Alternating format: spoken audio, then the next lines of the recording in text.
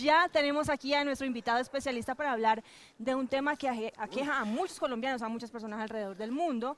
Es una enfermedad degenerativa y ninguno de nosotros está exento a llegar a padecerla. Estamos hablando de Alzheimer. Exactamente. Vamos a hablar de síntomas, sí, de las causas, de los tratamientos, de esos síntomas de alerta que están muy pendientes para atacarla de raíz esta enfermedad. si se puede prevenir o no, qué tan frecuente es, a quién ataca con más frecuencia, y para eso tenemos a nuestro especialista, es psicólogo especializado en trabajo social. Él como psicólogo está preocupado por la gente, por la sociedad, por los chicos que tienen de pronto alguna adicción, pero también es experto en estos temas como el que vamos a tratar hoy, que es el Alzheimer. Él es Andrés Gutiérrez Tamayo. ¡Bravísimo para Andrés Gutiérrez! Muy joven, usted. Muy bien, muchas Andresito, gracias. ¿cómo le Buenos va? días, ¿cómo estás? ¿Cómo va todo? Bienvenido. Muy bien, Marcelito. Vamos, ¿Cómo te sientes trabajando. madrugando un domingo? Rico, chévere. Es saludable y también hace parte de las prácticas de prevención para no caer en el Alzheimer. Ah, ok, mira qué interesante. Estaba encontrando aquí algunas cifras y se habla de demencia. ¿Demencia es lo mismo que Alzheimer o la una lleva a la otra? Porque dice demencia afecta entre el 5 y el 8% de la población mayor de 60 años y ha aumentado en un 40% en las personas mayores de 90 años. Sí, pues infortunadamente es una enfermedad que se conoce muy poco. Entonces es llamada demencia, pero infortunadamente es la iniciación base de la enfermedad. Es decir, que a partir del Alzheimer puedo llegar a tener a futuro una demencia. Demencia senil. Pues demencia senil era un término que se usaba Antes, ¿no? anteriormente, Antes. sí, porque se desconocía, pero ya se ha podido precisar, ya hay avances científicos que nos pueden determinar de una manera más apropiada qué es lo que está pasando, ¿no? Hay varias enfermedades asociadas a la demencia como base. En este ejemplo sería Alzheimer, pero también hay asociaciones con cerebrovasculares también que terminan en demencias. Bueno, arranquemos por la base, por el comienzo. ¿Qué es el Alzheimer? ¿Cómo lo podríamos definir? ¿Es una enfermedad degenerativa? ¿Pasa algo en las neuronas? ¿Qué es realmente el Alzheimer? Es una enfermedad degenerativa, es una enfermedad muy cruel, pero infortunadamente no se detecta a temprana edad. Es ya cuando uno pues padece este mal que la detecta. ¿Qué es lo que pasa? En el cerebro hay una descompensación a nivel de proteínas y infortunadamente se incrusta una proteína, llamémoslo negativa, que se llama amiloide, que interrumpe, digamos, el ciclo normal de las células. Entonces, al interrumpir, lo que pasa es que no nutre adecuadamente las células y estas terminan poco a poco muriéndose. Las mitocondrias, que es parte fundamental de la célula, la que le da vida a la célula, no recibe ese componente proteínico y lo que hace es que se vayan muriendo.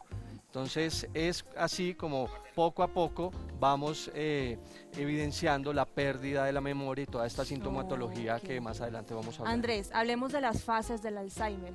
¿Cuáles son esos signos de alerta que nos indican que está comenzando un Alzheimer?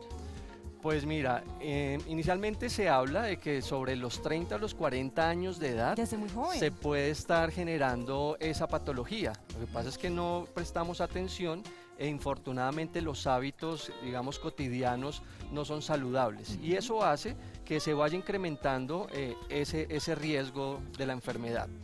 Hay una parte que es muy llamativa y es la parte hereditaria, ¿sí? En ocasiones se padece 2 a 4 veces mayor el Alzheimer las personas que son hijos o tienen familiares en primer grado que hayan tenido esta enfermedad.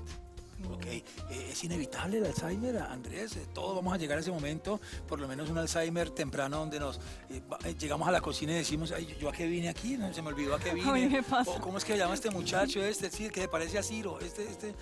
¿Cómo se llama? El chiquito, el hincha del Cúcuta, no me acuerdo. Esos son detallitos que son inevitables, de alguna manera vamos perdiendo esa capacidad Pues efectivamente esa es una muy buena personificación de alguien que tiene Alzheimer porque es allí ya la sintomatología más marcada que tiene esta persona.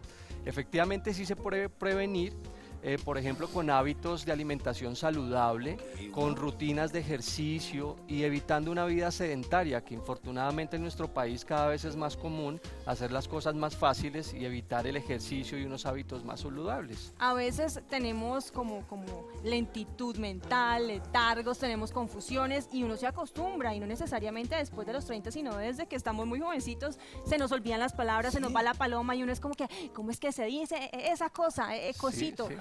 ¿Eso es normal hasta qué punto y en qué momento ya debemos preocuparnos porque puede Claro. llegar a ser un síntoma de Alzheimer? Hay unos rasgos que son muy difíciles de detectar, pero no podemos, digamos, pues ¿Generalizar? preocuparnos tanto porque se nos olvidó. La diferencia ¿cuál es? Que cuando una persona que tiene, digamos, procesos de memoria defectuosos puede más adelante recordar esa palabra. La diferencia con el Alzheimer es que definitivamente Nunca no la la va a recuerda. recordar. No la va a recordar y para poder, digamos, hacerse entender, va a nombrar características, ¿sí? Digamos, ese recipiente donde se echa el agua, necesito que me lo pases. Ujú. No pudo encontrar en su léxico y en su vocabulario la palabra vaso. El balde, ¿Sí? o el- Pásame ese palito con el que se escribe, porque no pudo encontrar la palabra lápiz. Y eso son una manera de poder irlo detectando, pero sin embargo la pérdida de memoria también va asociando otro tipo de características. Por ejemplo, dejar las llaves y discutir porque se le han perdido, pero lo ¿Quién que me no... cogió El mis celular llaves? y con recoger el las celular llaves. en la Y mano. con el celular en la mano o simplemente ¿Eso le ha pasado eso? Pero constantemente me pasa. lo dejan en lugares que no son y hay una discusión muy difícil La en la actitud de la familia. familia, la actitud del núcleo familiar ante una persona que está padeciendo esta enfermedad debe ser paciente, debe ser tolerante, no hay que desesperarse, no hay que atacarlo. ¿No? ¿Cómo se maneja esta situación ya a nivel psicológico? Usted como experto, ¿qué tips nos podría dar? Es una enfermedad o sea, es muy, llamémosla, muy sensible en la familia. Yo le diría que es un poco cruel. Infortunadamente la familia juega un papel muy importante, llámese familia o llámese cuidadores, porque demandan un esfuerzo muy alto para que se pueda reducir, por ejemplo, porque no se va a curar, el Alzheimer no se va a curar, ¿No tiene pero cura? se puede reducir, no ¿O tiene se puede cura. detener por lo menos? Se puede reducir, digamos, el impacto, pero ya el daño está causado, se vuelve un poco más lento todo el impacto negativo cuando adopta unas dinámicas más saludables, que es a lo que se apunta, porque si bien la medicación, pues puede que ayude, pero no está encaminada a quitar el Alzheimer como tal, sino ayudar a que sea un poco más lento el deterioro Y más llevadero el día a día. y más llevaré el día a día, pero sin embargo las familias sufren demasiado y hay muchos cuidadores que no reciben, digamos, la capacitación que deben recibir y terminan dando unos manejos inapropiados al paciente.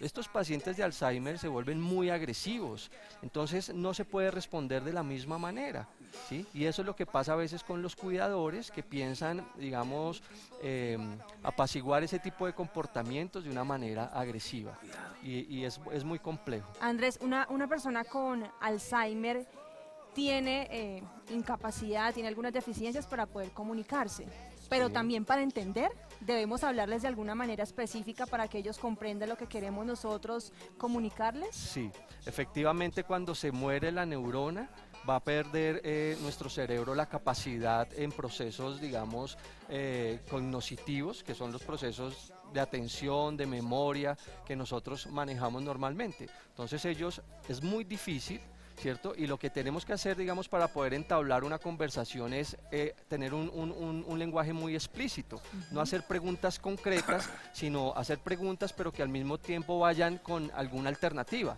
¿sí? Que involucren la respuesta. Sí, ¿te gustaría ir? Pero ¿ir a dónde? ¿Te gustaría ir a un restaurante? ¿A dónde te gustaría ir? No pregunto, sino ¿te gustaría ir a un restaurante donde podamos compartir en familia? Para que simplemente diga sí, Sí, o no. exacto, se le va a facilitar ese lenguaje y de esa manera va a ser mucho mejor pues la convivencia con estas personas.